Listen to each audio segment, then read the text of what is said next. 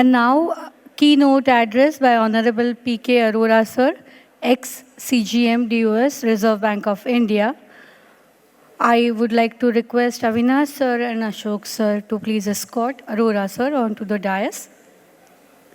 Briefly, with 35 years of RBI experience in regulation supervision, 10 years in the UCB sector and entire spectrum of banking activity, retired as CGM RBI, acted as banking ombudsman, RBI covering the states of MP and Chhattisgarh, have experience in foreign currency, debt management, currency management, financial inclusion, priority sector lending, financial literacy, inspection of commercial banks, head offices, zonal, regional, circle offices, and branches, forex dealings, FMMCs, regulation of NBFCs, including inspection, qualification being MCOM, MBA, Finance, LLB, MA Economics, CAIIB, and an experience of 5 years of commercial banking. We would like to welcome you, sir, onto the dais.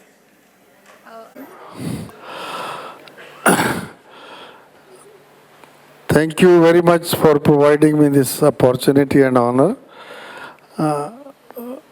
Now, coming from fintech banking to urban cooperative banks, we need to review where we are, how we are, where we are going, and how the future is going to be. These are the questions that I thought that I'll share with you. Talking of fintech banking, I see that there is going to be neobanks for the Gen Next in the near future. That is a part, to my mind, as of now, it comes to my mind that it is the survival of the fittest. जो लोग fit हैं वही रहेंगे, जो week हैं, जो सिक हैं, वो बैंकिंग पार्लेंस में, बैंकिंग इन्वायरमेंट में नहीं रहने वाले. जैसे हम रिव्यू करेंगे कि हमने कोऑपरेटिव बैंक्स जब से बैंकिंग रेगुलेशन एक्ट के अंडर आए हैं तब से लेके आज तक हम कहाँ थे, फिर कहाँ गए और आगे कहाँ आए हैं और आज का क्या सीन है. इससे पहले एक्चुअली लास्ट ईयर मुझे याद है कि दिल्ली में एक नाफकब की कॉन्फ्रेंस हुई थी. उसमें mister Amit Shah, minister of home and corporation, he had felicitated 195 urban cooperative banks which had completed 100 years. जिन बैंकों को 100 साल हो गए उनको सबको ऑनर किया गया था मिनिस्टर के द्वारा दिल्ली में लास्ट जुलाई में. तो जो हमारी हिस्ट्री है वो इतनी पुरानी है और जितने भी स्टॉर्म आए हैं सबको हमने क्रॉस किया है. तो अभी भी आगे भी, अभी कंपटीशन का ज़माना है. अभी इससे पहले फिनटेक के बारे में बात हो रही थी. एनबीएफसीज हैं, डिजिटल लैंडर्स हैं, डिजिटल पेमेंट कंपनीज हैं, हर चीज़ में डिजिटल आ गया है. तो इसको भी हम सरवाइव करेंगे. Hello, am I audible? Okay, okay. In fact, ये जो अर्बन कोऑपरेटिव बैंक का ऑर्गेनाइजेशन जो है ये 19th सेंचुरी से चल रहा है. सबसे पहले एक फर्स्ट म्यूचुअल एड सोसाइटी बनी थी अनन्या सहकारी मंडली गुजरात में इन 1889. तब से ये कोऑपरेटिव मूवमेंट इंडिया में चला. लेकिन इसका जो एक स्ट्रक्चरल जो डेवलपमेंट थी वो कोऑपरेटिव सोसाइटीज एक्ट 1904 में गवर्नमेंट ऑफ इंडिया ने इसको एक इम्प्यूटस दिया कि कोऑपरेटिव मूवमेंट को हमें चलाना है तो इस एक्ट के अंदर चलाना पड़ेगा। उसके बाद सेक्टर से डिमांड आई भी कोऑपरेटिव बैंक तो बैंक ही है ना, अर्बन कोऑपरेटिव बैंक बैंकिंग का काम करते हैं, तो क्यों ना इनको बैंकिंग रेगुलेशन एक्ट में लाया जाए। तो 1 मार्च 1966 को बैंकिंग रेगुलेशन एक्ट 1949 को अमेंड किया गया और जिसमें सेक्शन 56 अर्बन कोऑपरेटिव बैंक्स के लिए इनकॉर्पोरेट किया गया कि जितनी भी बैंकिंग एक्टिविटीज हैं उनको इस एक्ट के अंडर ऑपरेट करना पड़ेगा। तो जब ये बीआर एक्ट कोऑपरेटिव बैंक को लागू हुआ तो इसका क्या इम्पैक्ट हुआ? सबसे पहले तो यही था कि लाइसेंस चाहिए। Section 22 issue of banking licence, उसके बाद ब्रांचेस जितनी भी खुलेंगी प्लेस ऑफ बिजनेस उसके लिए भी लाइसेंस चाहिए, तो सेक्शन 23 लागू हुआ। इसके अलावा कुछ और पावर्स आरबीआई को दी गई, जैसे डायरेक्शंस 35A में करते हैं या 27 में पॉलिसीज या कोई भी ट्रांजैक्शन आपको अगर प्रोहिबिट करनी है आरबीआई को तो आरबीआई के पास पावर्स हैं, प्रोहिबिट कर सकता है। पेनल्टीज लगाते हैं, सेक्शन 46 एंड 47 में पावर्स हैं। आपने देखा होगा कि भरमार पेनल्टीज लगा रहे हैं आजकल, वो भी मैं थोड़ा सा डिस्कस करूंगा कि उनसे कैसे बचा जाए अगर टाइम परमिट करेगा तो। इसके अलावा आरबीआई के पास एडमिनिस्ट्रेशन, इनकॉर्पोरेशन, मैनेजमेंट वगैरह की पावर नहीं थी। Of course multi state cooperative societies act में के बोर्ड को सुपरसीड किया जा सकता था, ये सेक्शन 36AA में। मैं ये जो हिस्ट्री बता रहा हूँ this is pre amendment of the BR act in 2020, ये उससे पहले की बात कर रहा हूँ। तो आरबीआई के पास ना तो बोर्ड को अपॉइंट करने की या उनके चेयरमैन को अपॉइंट करने की या की मैनेजरियल पर्सनल को अपॉइंट करने की, CEO, MDs, they could not be appointed by the RBI, no regulation. और जो यूनि स्टेट बैंक हैं उनके लिए भी कोई बोर्ड को सुपरसेशन करने की पावर नहीं थी। हमेशा हर बार मैं आरबीआई में था और परचांस मैं यही चीजें हैंडल कर रहा था, तो सुपरसीड अगर किसी बोर्ड को करना होता था तो हमें आरसीएस के पास जाना पड़ता था। गवर्नेंस के नाम पे कोई पावर नहीं थी, ऑडिटर्स को हम नहीं अपॉइंट कर सकते थे, मर्जर अमलगेमेशन वगैरह की कोई पावर नहीं थी। ये एरिया जो है सीआरसीएस और आरसीएस के पास थे। आरसीएस यूनि स्टेट के लिए स्टेट कोऑपरेटिव सोसाइटीज एक्ट और multi state cooperative societies act के लिए जो सीआरसीएस, वो administration, incorporation, management, election, appointment of chairman, CEO, auditors, supersession of board, merger amalgamation, winding up and appointment of administrator, ये सब RCS और CRCS के पास होता था। और ड्यूअल कंट्रोल था, यहीं से शुरू हुआ ड्यूअल कंट्रोल की प्रॉब्लम कि दो रेगुलेटर एक ही एंटिटी को देख रहे हैं। लेकिन कोऑपरेटिव बैंक्स, जैसे आप सबको पता ही है कि एक they are basically serving the poorest of the poor. तो गवर्नमेंट ऑफ इंडिया और स्टेट गवर्नमेंट्स के लिए बहुत इंपॉर्टेंट इंस्टीट्यूशंस थे। Because they are rooted to the basic banking.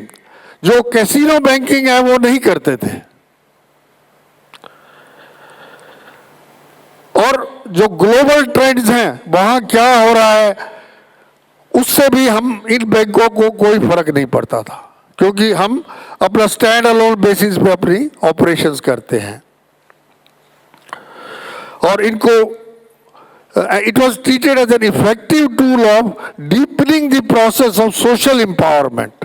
जो गरीब तबके के लोग हैं उनको इकोनॉमिकली एंड सोशली कैसे पावर देनी है, ये उसके लिए एक टूल्स यूज किए जाते हैं। And most suited for financial inclusion, which is a buzzword in the urban areas. लेकिन इनकी जो मेन फीचर है वो स्टैंड अलोन बेसिस पे है। इसका मतलब ये है कि मैं पूरा ही बैंक हूं, चाहे मेरी एक ब्रांच भी है, मैं पूरा बैंक हूं। और इनको कोई गवर्नमेंट से सपोर्ट नहीं मिलती।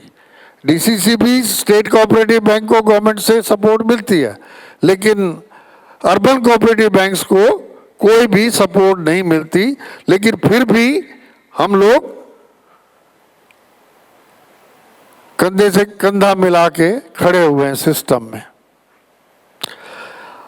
अब मैं आपको एक परफॉर्मेंस बताता हूं कि जब 1966 में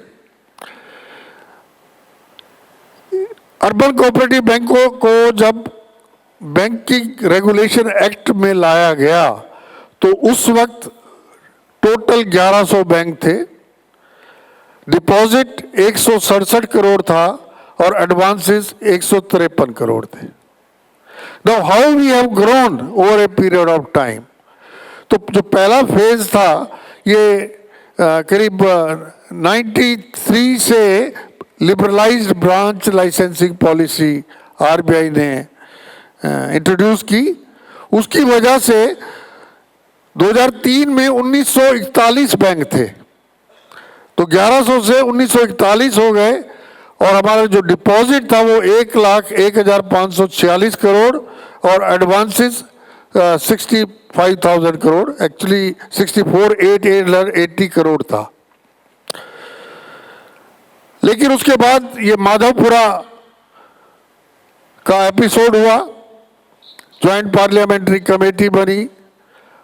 कमेटी ने काफ़ी क्रिटिसाइज किया operations of the cooperative bank को। उन्होंने देखा कि यहाँ पे जो गवर्नेंस है वो बहुत पुअर है, डायरेक्टर्स रिलेटेड लोन थे बहुत सारे। तो उन्होंने डायरेक्शंस इशू की आरबीआई को और सारा रेगुलेटरी फ्रेमवर्क दोबारा से रिव्यू किया गया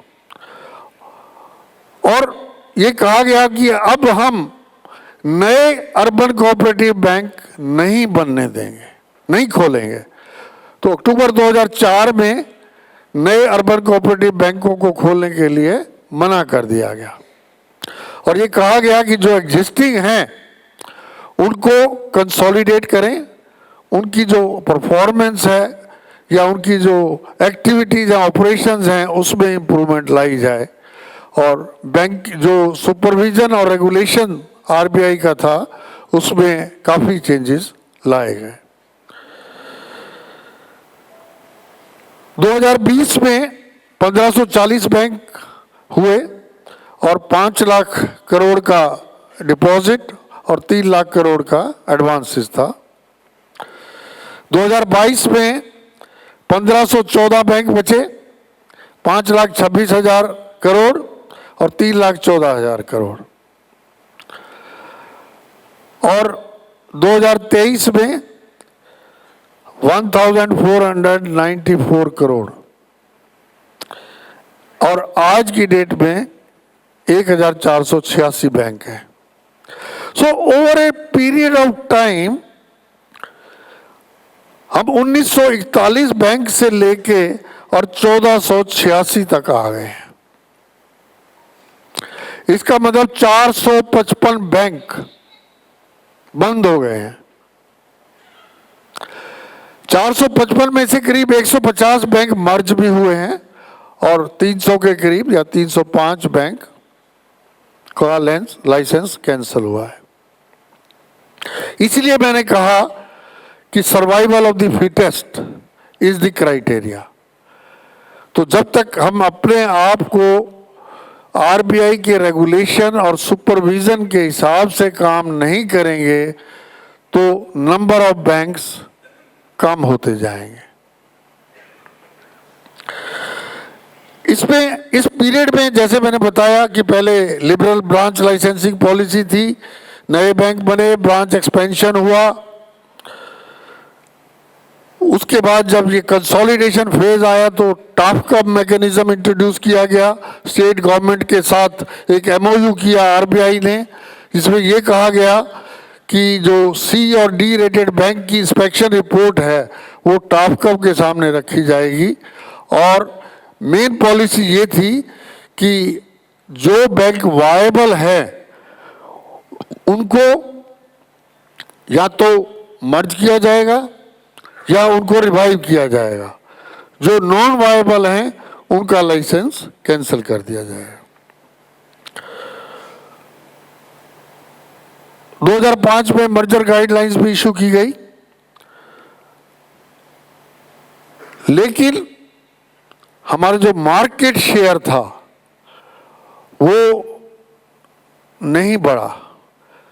हालांकि हमारे डिपॉजिट्स 167 करोड़ से 5,26,000 करोड़ हो गए, एडवांसेस 153 करोड़ से 3,14,700 करोड़ हो गए, लेकिन मार्केट शेयर उस वक्त 2003 में हमारा 6% था।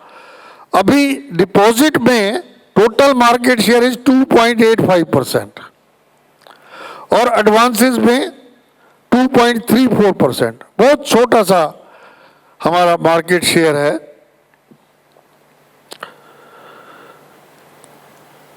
रेगुलेशन और सुपरविजन दोनों ही चेंज होते रहे हैं।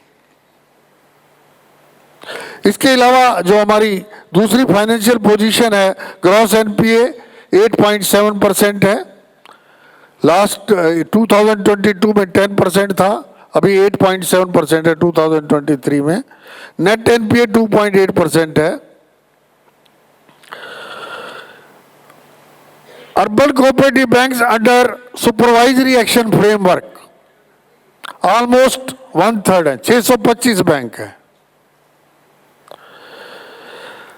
Urban cooperative banks under all inclusive direction 48 banks negative net worth है। अभी इससे पहले हम डिजिटल बैंकिंग की बात कर रहे थे, मोबाइल बैंकिंग की, इंटरनेट बैंकिंग की, तो मैं यही सोच रहा था कि भाई अगर 625 bank C and D rated हैं तो ये मोबाइल बैंकिंग और इंटरनेट बैंकिंग कैसे करेंगे। टीयर 1 एंड टीयर 2 1402 बैंक है। हमारा प्रॉब्लम ये है कि हम हेट्रोजीनियस हैं। हमारे पास यूनिट बैंक्स हैं, 2 ब्रांच बैंक हैं, 2 डिस्ट्रिक्ट बैंक्स हैं, यूनिस्टेट बैंक हैं, मल्टी स्टेट बैंक्स हैं। तो वन साइज फिट्स ऑल ये नहीं चलेगा। ये नहीं है आरबीआई ने कह दिया कि ये कल से हमारा ये रेगुलेशन है तो सबको लगा देंगे, ऐसा मुश्किल है इंप्लीमेंट करना। तो इसका फिर क्या इलाज है? इलाज यही है कि जिस साइज का बैंक हो उसी टाइप से रेगुलेट करने पड़ेंगे। छोटे बैंक हैं उनके लिए सेपरेट रेगुलेशन होगा, बड़े बैंक्स हैं उनके लिए सेपरेट रेगुलेशन होगा। और रिजर्व बैंक अभी इसी दिशा में ही काम कर रहा है। जैसे आपने देखा होगा कि जो एब्सोल्युटली जरूरी होता है एक्ट के अंडर, जैसे सीआरआर एसएलआर है, केवाईसी है, शेड्यूलिंग है, तो वो सब बड़े बैंकों के लिए या वो यूनिफॉर्म है, हार्मोनियस है।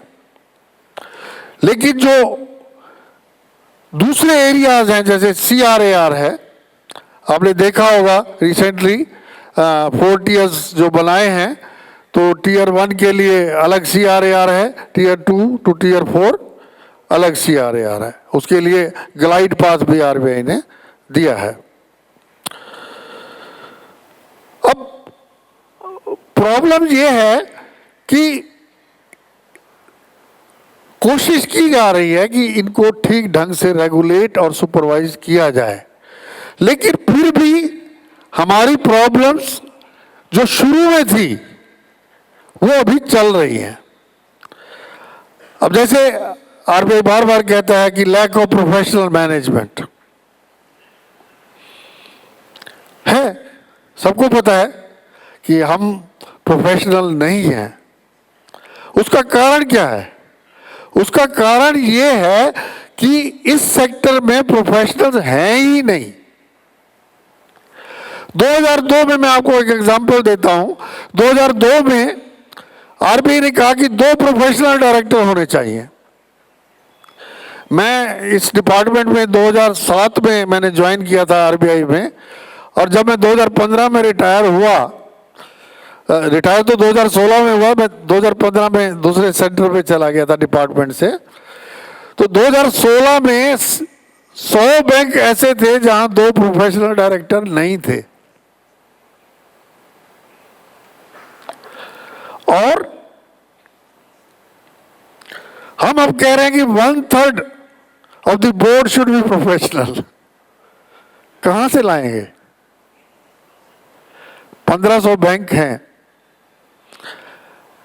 20 के हिसाब से 30,000 बोर्ड ऑफ डायरेक्टर्स हैं। कहां से लाएं प्रोफेशनल? 1/3 मीन्स 10,000। 10,000 नहीं, 8,000 तो चलो गिन के चलिए, कहां से लाएंगे? कमर्शियल बैंकों का अलग है, क्योंकि वहां RBI के पास पावर्स हैं, और वो जो लोग चुन के आते हैं वो या तो क्रेडिट से आते हैं, इन्वेस्टमेंट से आते हैं, IT सेक्टर से आते हैं। हमारे यहाँ डेमोक्रेटिकली इलेक्टेड मेंबर्स हैं। First of all you have to be eligible for a membership of the bank, then you are eligible for the directorship. उसके लिए भी बहुत सारी क्वालिफिकेशंस प्रिस्क्राइब कर दी गई हैं। तो एक बहुत बड़ा इश्यू है कि भाई हम मैनेजमेंट कहां से लाएं। दूसरा, लो कैपिटल बेस। हमारे पास एवेन्यूज नहीं है। We are not a company कि हम मार्केट में चले जाएंगे और शेयर्स IPO इशू करेंगे और पैसा आ जाएगा। हमारे पास वही शेयर लिंकिंग नॉर्म्स हैं, IPDI हैं, टीयर 1 टीयर 2 जो भी RBI ने प्रिस्क्राइब किया है, आप सबको पता है। तीसरा हमारा स्लो अडॉप्शन टू टेक्नोलॉजी। हमारे पहले वाले सेशंस में आपने सुना, सबको सुबह से ही मैं भी सुन रहा था कि टेक्नोलॉजी के ऊपर लगभग जितने भी स्पीकर आए सबने टेक्नोलॉजी के ऊपर बोला, पर वो हम कितनी अब्जॉर्व कर पाएंगे, कितनी हम अफोर्ड कर पाएंगे। सो अब्जॉर्बिंग एंड अफोर्डेबिलिटी दोनों ही इश्यू हैं हमारे पास। तीसरा जो नेक्स्ट प्रॉब्लम है, इनएडिक्वेट इंटरनल कंट्रोल। हमारे पास नहीं है, हम स्टेबलाइज नहीं कर पाए हैं।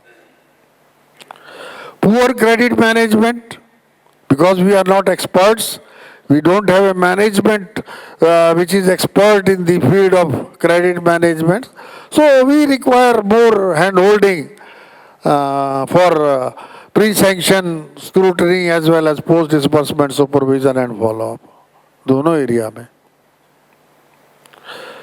Non observance of credit discipline. एक बार बोरोवर को पैसे देते हैं, फिर उसको जरूरत पड़ती है because he is our next door neighbour, वो तो बेचारा चला आता है ना, उसको पैसे की जरूरत है, हम दे देते हैं। वो जो RBI की गाइडलाइंस हैं, अडॉक देना है नहीं देना है, प्लान है, वो सब रखा रह जाता है। Poor ALM, asset liability management हम नहीं कर पाते हैं। करते हैं जहां पे तो एल्को में हमारे लोग बैठे होते हैं, आरबीआई का इंस्पेक्टर बाद में आता है कि कोई मिनट्स में कुछ लिखा ही नहीं हुआ, क्योंकि हमारे कल्चर नहीं है। ऐसा नहीं है कि हम एएलएम मैनेज नहीं कर रहे हैं, कर रहे हैं और बेहतर तरीके से कर रहे हैं, लेकिन आरबीआई की क्या एक्सपेक्टेशन है कि हर चीज रिकॉर्ड में होनी चाहिए। हमारे डायरेक्टर्स जो है पहले तो बोलते नहीं है, मीटिंग्स में बोलते हैं तो वो रिकॉर्ड नहीं होता, तो उनका क्या कसूर है इसमें? कंसंट्रेशन ऑफ एडवांसेस, होड़ लगी रहती है कि चलो हाउसिंग लोन देंगे या सीआरई में देंगे, वहां फिर बढ़ जाता है तो एनपीए होता है, एनपीए होता है तो फिर आरबीआई कहता है कि इस सेक्टर को नहीं देना, हमारी गाड़ी रुक जाती है वहीं पे। पुअर गवर्नेंस स्टैंडर्ड मैंने पहले ही कह दिया है। Instances of interference in day to day operations, हमने देखा है हमारे इंस्पेक्टर्स आरबीआई वाले जाते थे, जाके देखते थे चेयरमैन सारा दिन ऑफिस में बैठे रहते हैं। चेयरमैन का मतलब ही should come once in a while, he should not be sitting in the bank because he is not required to participate in the day-to-day operations. ऐसे भी केसेस बहुत सारे हुए हैं जहां misutilisation and misappropriation of funds, वो फिर RBI उन जो रिस्पॉन्सिबल होते हैं उनके अगेंस्ट क्रिमिनल कंप्लेंट वगैरह भी फाइल करते हैं और वो है रिकॉर्ड में। लेकिन फिर भी आरबीआई चाहता है कि ये इंस्टीट्यूशन फ्लोरिश हो, ये कंपटीशन को ठीक ढंग से जो हैंडल करें, और ये जो जितनी भी फिनटेक हैं और जितनी जो एनबीएफसीज हैं, डिजिटल लेंडर्स हैं, या for that matter small commercial bank हैं, तो उनको कंपटीशन में ये मात दें, आरबीआई चाहता है। लेकिन वो कैसे होगा ये हम लोगों को डिस्कस करने की ज़रूरत है, इसके ऊपर ब्रेनस्टॉर्मिंग सेशंस होने चाहिए। और आरबीआई ने फिर भी रिसेंटली कुछ स्टेप्स लिए हैं, क्योंकि क्या हुआ था कि 2004 में लाइसेंसिंग रोक दी, 2008 में इन्होंने थोड़ी देर के लिए ब्रांच लाइसेंसिंग खोली, फिर चुपके से इनफॉर्मली बंद कर दी। अब प्रॉब्लम ये हो गई कि ब्रांच एक्सपेंशन नहीं है, नए बैंक खुल नहीं रहे हैं, हम स्टैग्नेंट हो गए। अब आज की डेट में हमारे पास करीब 10,900 ब्रांचें हैं जो कि स्टैग्नेंट है पिछले 4-5 सालों से। In the mean time ministry of corporation बन गई, तो लकीली जो अभी हमारे मिनिस्टर ऑफ कॉर्पोरेशन हैं, he is a cooperator, he understands the pulse of the sector, he knows what cooperation means। और प्राइम मिनिस्टर भी काफ़ी उसको इम्पोर्टेंस देते हैं, आपने स्टेटमेंट्स देखी होंगी। तो उनके थ्रू भी वार्तालाप आरबीआई से शुरू हुआ, तो उन्होंने कुछ स्टेप लिए हैं, जैसे कल अतुल जी ने आपके साथ भी शेयर किए, मैं दोबारा से थोड़ा रिपीट कर देता हूँ कि एक तो उन्होंने नोडल ऑफिसर बना दिया है अर्बन कोऑपरेटिव बैंक्स के इश्यूज के लिए। दूसरा, प्रायोरिटी सेक्टर लैंडिंग के लिए ये डिसाइड किया गया था कि जिन बैंकों का वीकर सेक्शन और प्रायोरिटी सेक्टर लैंडिंग का टारगेट नहीं अचीव हुआ है, वो उनको जो है पेनल्टी आरआईडीएफ में पैसा जमा कराना पड़ेगा भाई, और उसकी रिटर्न हमें 2% या 3% मिलती है। तो वो इश्यू टेकअप किया गया, आरबीआई मान गया है, तो उन्होंने 2 साल की एक्सटेंशन दी है, लेकिन ये तो कोई समाधान नहीं हुआ। अब हमारी प्रॉब्लम ये है कि हम 40% का टारगेट था और आरबीआई ने 75% कर दिया, टू बी अचीव्ड बाय 24।